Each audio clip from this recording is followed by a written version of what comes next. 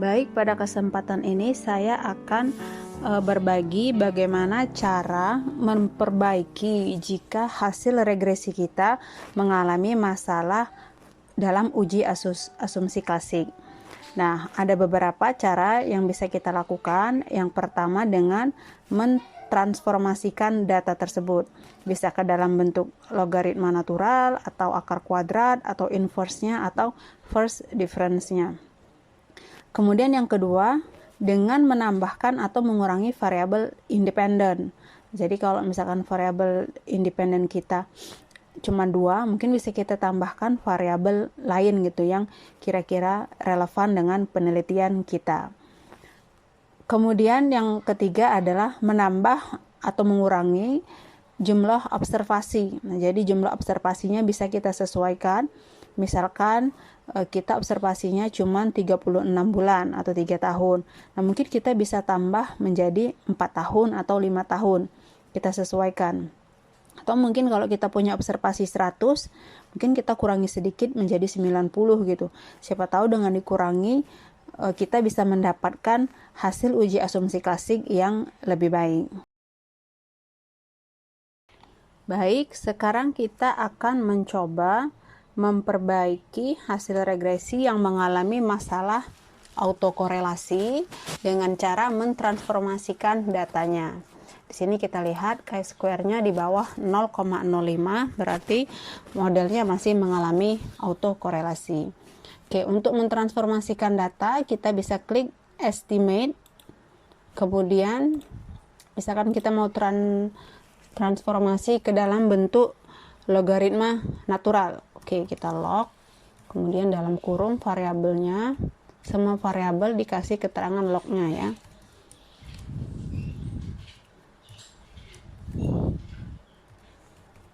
Oke, setelah itu baru kita klik OK. Kita cek kembali apakah masih mengalami autokorelasi atau tidak.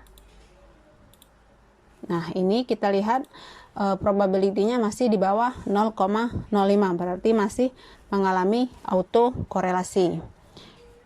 Kita lakukan transformasi kedua ke dalam bentuk first difference. Coba lognya kita ganti dengan D.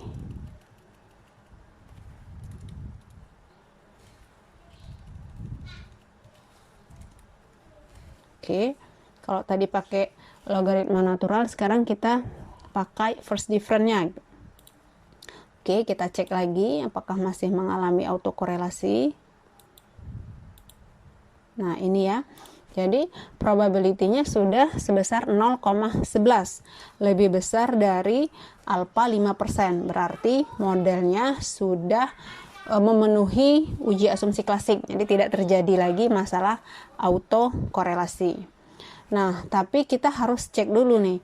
Karena ini sudah ditransformasi, kita harus lihat kira-kira hasilnya, uji statistiknya masih bagus nggak gitu. Oke, kita klik view ya. Kita klik view, kemudian kita klik estimation output untuk melihat uji statistiknya.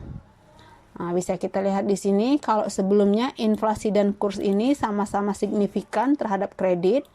Nah, setelah kita transformasikan ke dalam bentuk first difference, kita lihat probabilitasnya sudah lebih besar dari 0,05. Nah, berarti keduanya sudah tidak signifikan ya.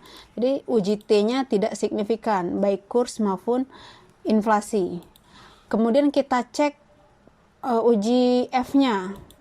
Probabilitasnya sudah 0,41, lebih besar dari alpha 5%. Berarti tidak signifikan juga. Nah, jadi setelah ditransformasi, ternyata data kita ini memang telah memenuhi uji asumsi klasik, tapi uji statistiknya, uji T dan uji F-nya ternyata hasilnya tidak bagus, tidak signifikan.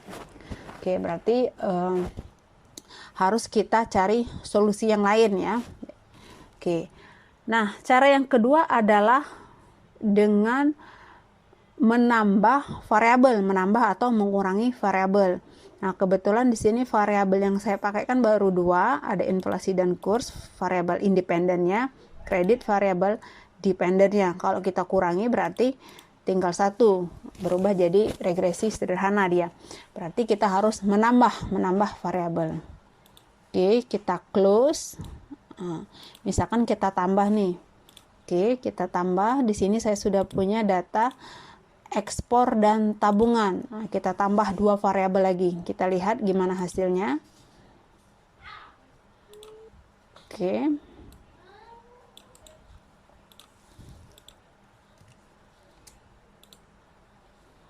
Ya, kita lihat uji statistiknya bagus ya. Ada 3 variabel yang signifikan, kemudian R-square-nya juga tinggi 70%, UJF-nya juga bagus. Nah, sekarang kita cek autokorelasinya. Masalah autokorelasinya, kira-kira masih bermasalah nggak? Nah, kita cek juga probability chi-square-nya ada di 0,11. Lebih besar dari alfa 5%. Berarti sudah tidak mengalami autokorelasi. Atau bisa kita cek ini yang lain ya.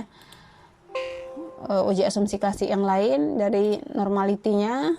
Nah, ternyata normalitinya kena. Kemudian kita cek juga heterokedastisitasnya bagus. Kemudian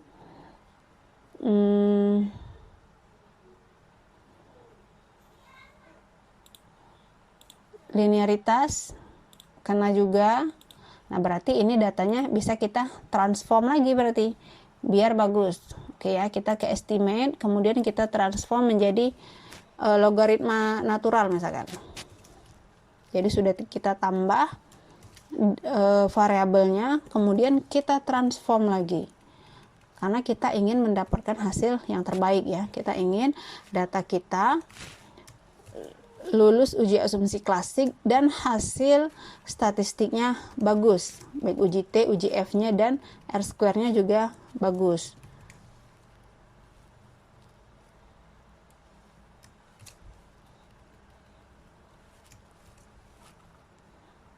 Oke, kita lihat.